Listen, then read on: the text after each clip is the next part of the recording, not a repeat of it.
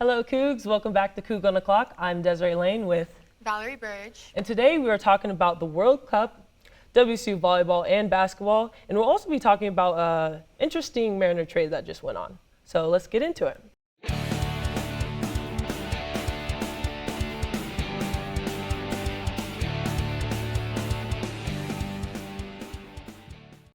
All right, so getting into our first topic, I think we should talk about the World Cup. Sadly, the U.S. is out of that position. So after losing to the Netherlands on Saturday morning, we lost 3-1. Yes, so during that game, USA had 17 shots, 8 of those were on target, and compared to the Netherlands having 11 shots with 6 on target. But unfortunately, USA was only able to get 1 of those in and pass the Netherlands goalkeeper.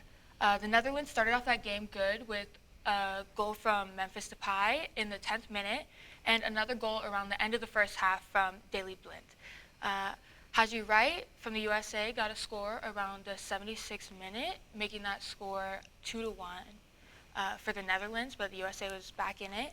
And then Denzel Dumfries quickly came back and returned with another goal from the Netherlands, making the final score of that game 3-1.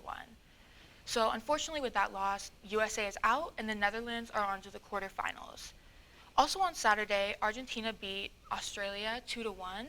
So that means that they're going to be moving on to the quarterfinals to be playing the Netherlands. And that game is on Friday at 2 p.m.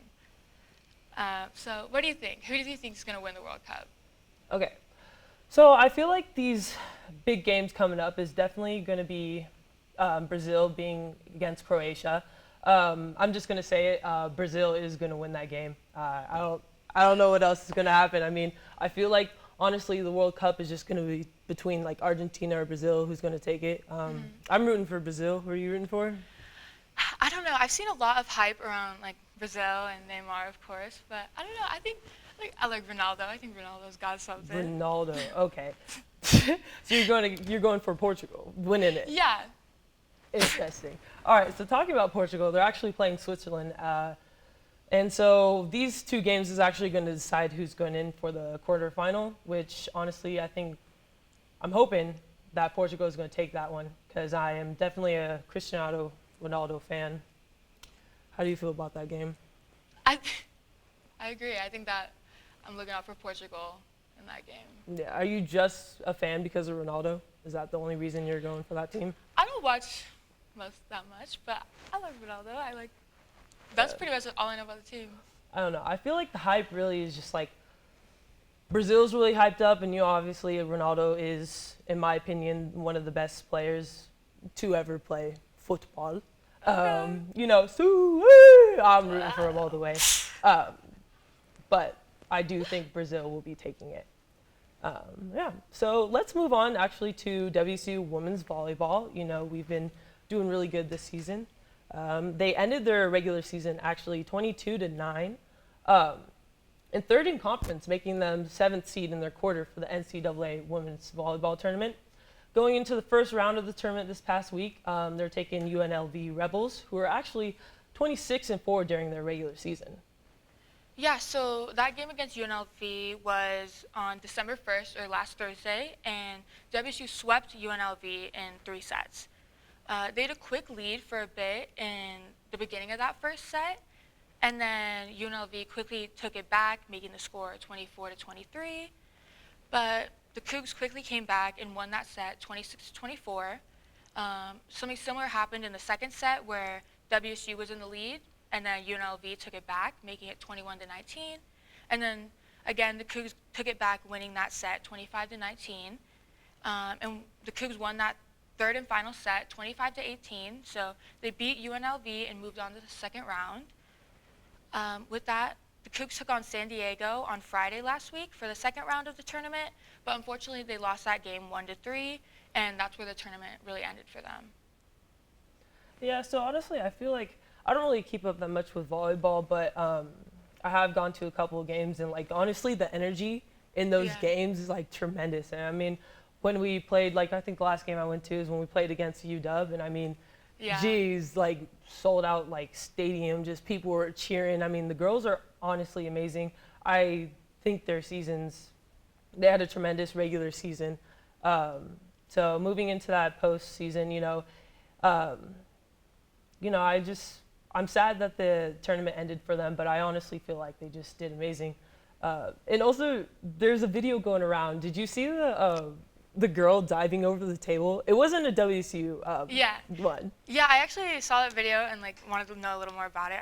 That was also in the first round, and that was a game with Houston against South Dakota, and that was Houston's libero Kate Gorgiades, and she made that dive over the tables, and I really liked it because she immediately got back into the game and kept playing with that rally, and then eventually her team won that point, and then they won that game. So I really thought that was like interesting to see and like how much she put into that game. See, me honestly, if I'm diving over the table, I'm just laying there. Like I'm not getting back up. I'm not doing. Yeah, good for her. You know, good for her. I mean, that shows she is another Coug. I mean, they're not the Cougs like us, Yeah, but I mean, yeah, she showed a lot of hustle. But you know, back to WSU, I mean, like those girls really gave it their all during the regular season, and really proud of them. Yeah. And they, just like that girl diving over the table, she really put her all in that rally. Really did.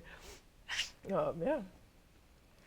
Yeah, so on to WSU basketball, the men's team overall is 3-4 right now, and then 0-2 in our conference. On December 1st, they lost their game to Oregon, 60-74. And then on December 4th, they just lost their game to Utah, 65-67. And that was a really close game, so it was unfortunate to see that loss. But they have an upcoming game. It's going to be a home game on Wednesday, December 7th at 6 p.m. against Northern Kentucky. So that'll be fun to see, a fun home game. And then after that, they have another away game on December 10th at 1:30 against UNLV. Yeah.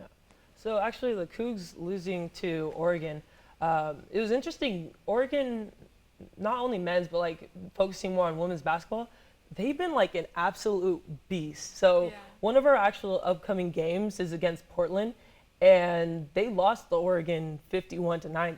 So really, Oregon had a blowout game, and that is, I mean, I don't want to get too much into Oregon. I mean, good for them, but totally rooting for the girls. Talking about WSU women's basketball, they're 6-1 right now.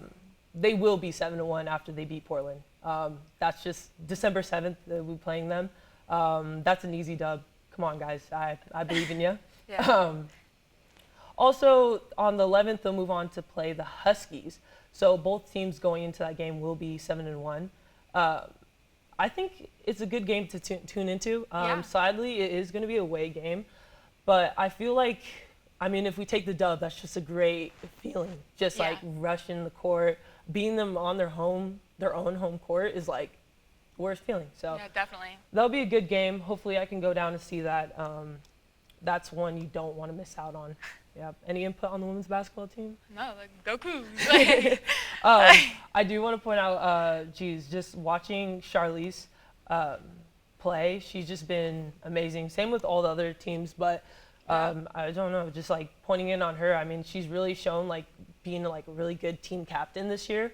I don't know. I'm really proud of the girls team. I mean, I feel like if we keep this track, I mean, we can take it all. And the coaching has just been phenomenal.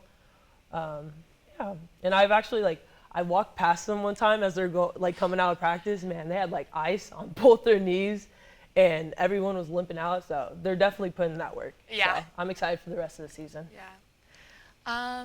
So with Mariners trade, I saw that the Mariners acquired Colton Wong from the Milwaukee Brewers on Friday in exchange for outfielder Jesse Winkler and infielder Abram Toro. Like, what do you think about this trade? I personally think this is a really good trade for the Mariners. I feel like most people will agree with me. I mean, talking about Jesse Winker, he hasn't been hitting that well. I don't really think that's like on him. I think he's just in a slump, and then also like with coaching staff and everything like that. We also don't need another outfielder, and I feel like he was kind of toxic in the locker room. And did you also see he actually unfollowed the Mariners off of Instagram, which was a little petty. Yeah, just a little petty. So I feel like he already made that decision for himself. Like, I felt like he's kind of was already done with the team, the organization. And he seems really excited to go to the Brewers, so I think that'll be. Yeah, that's good. I think that's good on him. I also think that so Toro. I mean, in 2021, I mean he was like a nice shortstop utility player, right? Yeah. But this year he's just been brutal at the plate. I can't lie. So I feel like sad to see him go, but honestly, we're going to be obtaining Colton Wong. I pulled up kind of some of the stats. So with 2 years with the Brewers, ranked up 29 home runs, 56 doubles, 6 triples, and 29 steals. I mean, that's pretty good. Also, we're lacking a second baseman, so I feel like this is a good replacement for him. And also, he's a left-handed hitter, and I feel like it's good to get more left-handed hitters in our lineup. Yeah, and also he's a Golden Glover, which I mean, 2-time Golden Glover actually, which just adds to the level of the players. So I'm really excited for this Mariners season coming up because I feel like we got to get it this year or next year, I guess. We got to get it. So, but yeah, what do you think about that? Yeah, I don't know. Like, did the Brewers really like get much out of that, or like improving their team or saving money or anything? Like, I don't know. No, honestly, I feel like the Brewers got the bad end of that deal. However, that's not our problem. I know. I'm rooting for the Mariners this year. I'm hoping that they're coming back stronger in the 2023 season. I was also doing some research on the 2023 season. Opening day is the 30th instead of being April 1st. Also, I read that each team will play other teams at some point. So they're kind of making it more diverse, which I kind of like that. That's going to be, you'll be able to see some like the great players like Shohei Ohtani and like other teams being able to play against, I don't know, like Aaron Judge. Like, I don't know. I saw him play. Definitely hit, what was the game? Like he hit 2 home runs off of us back to back. It was just a cool experience to see. So I think it's cool that like giving all 29 fan bases just the chance to see some of the greats play. Yeah, I think that'll be like really entertaining to have that like combination. Okay, that's it for today. Thank you for watching. Our birthday of the day is Larry Bird. Larry Bird, one of the absolute greats, man. Well, yes, 3 MVPs, 3 championships on his belt. Larry the Legend. So just make sure you guys follow us on Instagram at Wazzu Sport Network, on Twitter, Wazzu Sport Net, and also follow us on YouTube at Cable 8. And then in our bio on Instagram, just make sure you tap that, and that's where our merch store is. And we have a bunch of cool new holiday merch that you can look at. So, go Cougs! Go Cougs!